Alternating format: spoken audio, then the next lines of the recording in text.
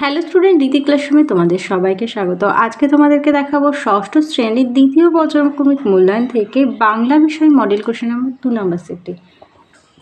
প্রথমেই দেখো এক দাগে দিয়েছে কথাটা আজও সত্যি। কোন কথাটাকে লেখক সত্যি বলেছেন? হবে অপশন খ দাগ ধন বলতে ধান।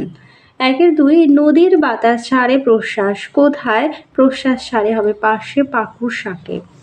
পরের প্রশ্ন, এটি খুবই জনপ্রিয় এবং বিশেষত্বপূর্ণ।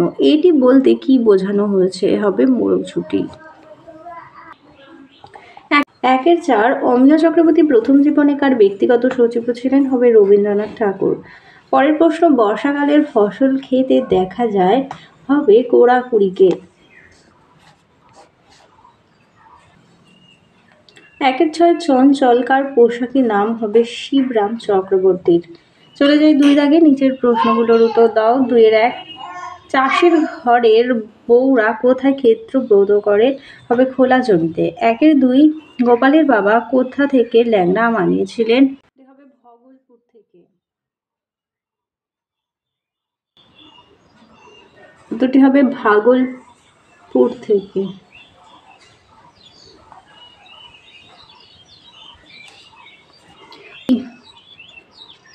2-3 ছোট্ট বাঘ নদীর ধারে কি ধরতে গিয়েছিল? হবে কাঁকড়া। 2-4 শরতের আশীর্বাদ তোমাদেরই ওপরে ঝরুক কে এমনটি কামনা করেছিল? সূর্য। 2-5 চিত্রকীপ শব্দটির অর্থ কি? চিত্রিত বা রঙিন গ্রীবাজার। 2-6 হিসাব নাহিরে এলো আর গেল কিসের হিসাব না থাকার কথা বলা হচ্ছে? উত্তরটি হবে হাটে মানুষজনদের কথা বলা হচ্ছে।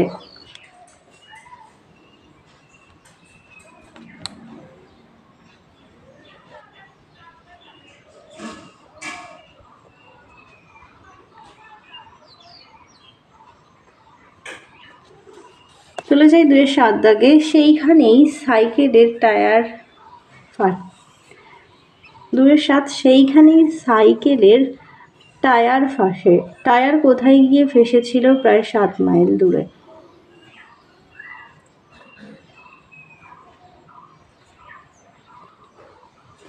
পরের প্রশ্ন, চিত্রকীট কোন বয়সে জলের মশলা থেকে জল খেতে আরম্ভ করেছিল? হবে 5 মাস।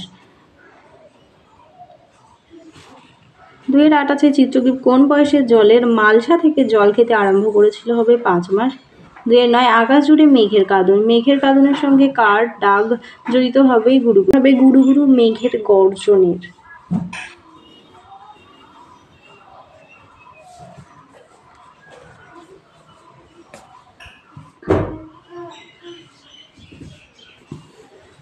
দুয়ের 10 দেয়ালচিত্র চর্চার পীঠস্থান কাকে বলা হয়? পূর্বতন মানভূম জেলার ভৌগোলিক পীঠস্থানকে। চলে যাই 3 দাগে, 3-1 আছে বাজে বায়ু আসে বিদ্রুপ বাসি। কবির এমন মনে হওয়ার কারণ কি? কবি যতীন্দ্রনাথ সেনগুপ্ত তার হাট নামক কবিতাটিতে একটি হাটের চিত্র তুলে ধরতে গিয়ে হাটের দোকানের দোচালার কথা বলেছেন এবং সন্ধ্যা নামলে দোকানে দিবসকালীন ব্যস্ত, তার লেশমাত্র অবকাশ থাকে না। সন্ধে নামার কালে হাটের কর্মচঞ্চলতা ক্রমশ স্মিত হয়ে আসে, চারিদিক নিস্তব্ধ হয়ে যায়। তখন সন্ধ্যার বাতাস দোকানের দোচালার জীর্ণ ফাটা বাঁশের মধ্য দিয়ে বয়ে যাবার সময় শো শো শব্দে বাঁশির মতো বেজে ওঠে। এই আওয়াজটি যেন দিনের কর্মচঞ্চল দোচালাটির নিঃসঙ্গতাকে ব্যঙ্গ করে। দেখো 3-2 মাটি সবারই। পাতার এই কথার মধ্য দিয়ে কোন সত্য ফুটে উঠেছে? দক্ষিণারঞ্জন মিত্র মজুমদারের আশীর্বাদ নামক গল্পে পিঁপড়েটির দুঃখের সঙ্গে ঘাসের পাতাকে বলেছিল যে সে কাজের লোক হলেও দিনের শেষে তাকে সেই মাটিতেই আশ্রয় নিতে হয়, তাই মাটি তাদের। সেই কথা শুনে পাতাটি তাকে বলেছিল যে মাটি শুধু তাদেরই নয়, মাটি সকলেরই। তার এই কথার মধ্য দিয়ে সে বোঝাতে চেয়েছে যে মাটিকে ছোট করে দেখা মোটেই ঠিক নয়। পৃথিবীর সকল জীবই মাটির ওপর বাসস্থান নির্ভর করে বেঁচে আছে। মাটি থেকেই প্রাণীর খাদ্যরস সংগ্রহ করে, গাছ মাটি থেকেই খাদ্যরস বা রস সংগ্রহ করে, মানুষ শস্যের জন্য মাটির ওপরেই নির্ভরশীল, জলও মাটির ওপর দিয়েই প্রভাবিত হয়, অর্থাৎ মাটি জীবের বেঁচে থাকার অন্যতম প্রধান অবলম্বন। এই সত্যটি পাতার বক্তব্যে প্রকাশিত হয়েছে।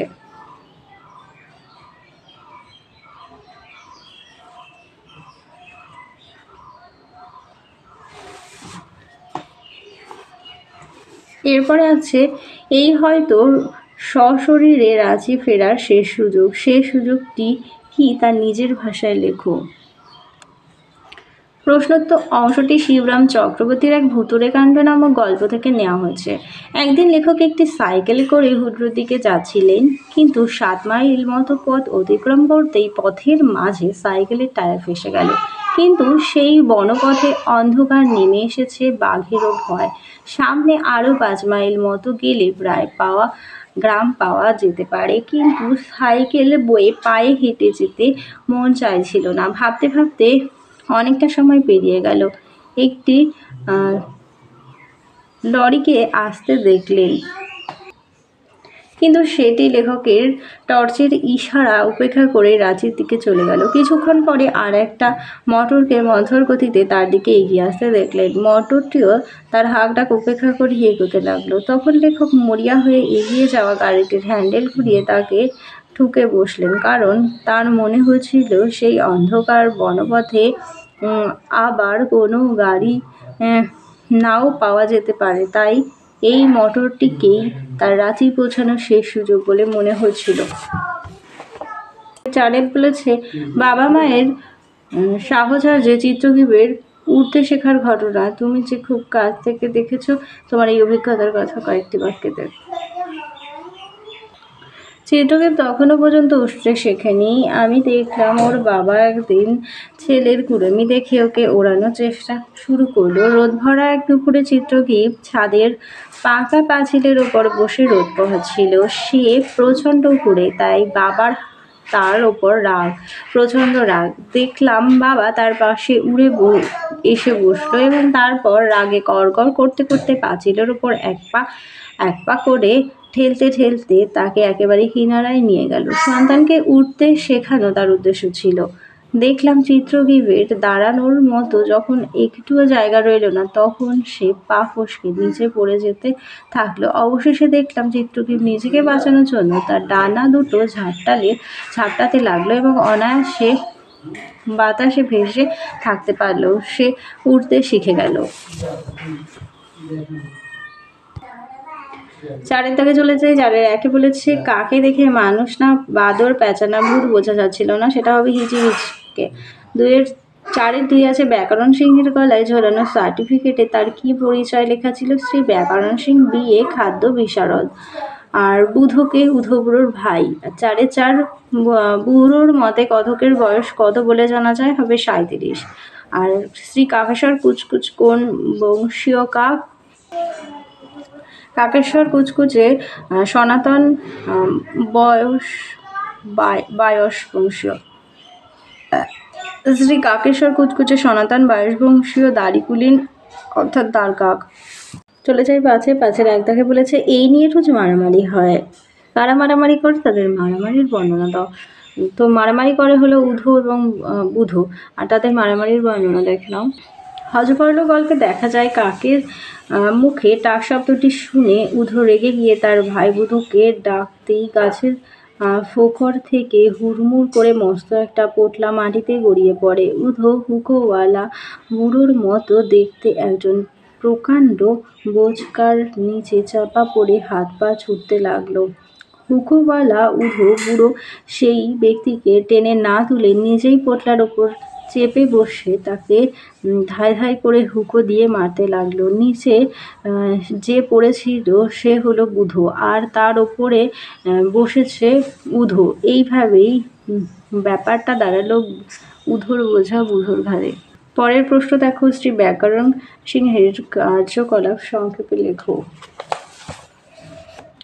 সুকুমার রায়ের হযবরল গল্পে দাড়িওয়ালা একটি ছাগলের নামই শ্রী ব্যাকরণ সিং। ব্যাকরণ সিং তার গলায় একটা সার্টিফিকেট সর্বদা ঝুলিয়ে রাখে, কারণ নিজের সম্পর্কে কিছু বিশেষ বক্তব্য তার মধ্যে লেখা থাকে। যেমন, তার নাম শ্রী ব্যাকরণ সিং, BA, খাদ্য বিশারদ। সে ছাগলে কি না খায় এই বিষয়ে বক্তৃতা দিতে গিয়ে জানায় যে সে চমৎকার ব্যয় করতে পারে বলেই তার নাম শ্রী ব্যাকরণ। ইংরেজিতে সে যখন BA কথাটি লেখে তাতেও ব্যয় উচ্চারিত হয়। পৃথিবীতে কী কী বস্তু খাওয়া যায় বা যায় না তার সব সে পরীক্ষা করে দেখেছে বলেই তার উপাধি খাদ্য বিশারদ। এই যে মানুষে বলে পাগলে কি না বলে, ছাগলে কি না খায়, এটা এক প্রকার অন্যায় কথা, কেননা ছাগলে সব কিছু খায় না।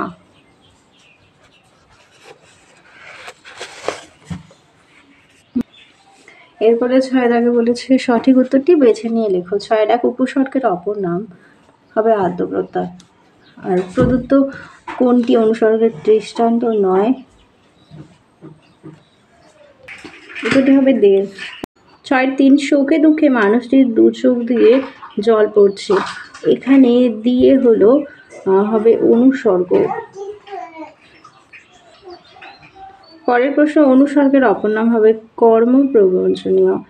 ৬-৫ প্রদত্ত কোন রূপটি ঠিক নয়? হবে উনি যোগ সে। আর প্রদত্ত কোনটি সংস্কৃত অনুসর্গ? হবে ন্যায়। এরপরে ৭ দাগে দেখো বলেছে নিচের লেখা শব্দ যুগলের অর্থ পার্থক্য দেখাও।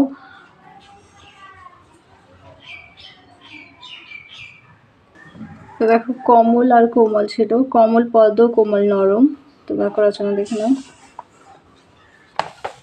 আর ছিল নীতি।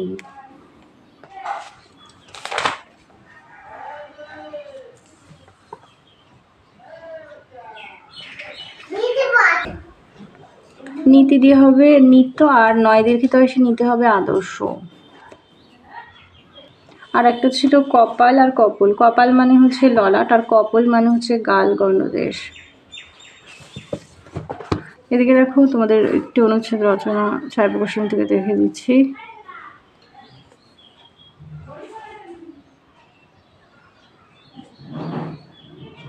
তাহলে চলো ২ নম্বর মডেল সেটটি সমাধান করে দিলাম। ভিডিওটা ভালো লাগলে অবশ্যই লাইক করো। আবার দেখা হচ্ছে পরবর্তী আরেকটি ভিডিওতে।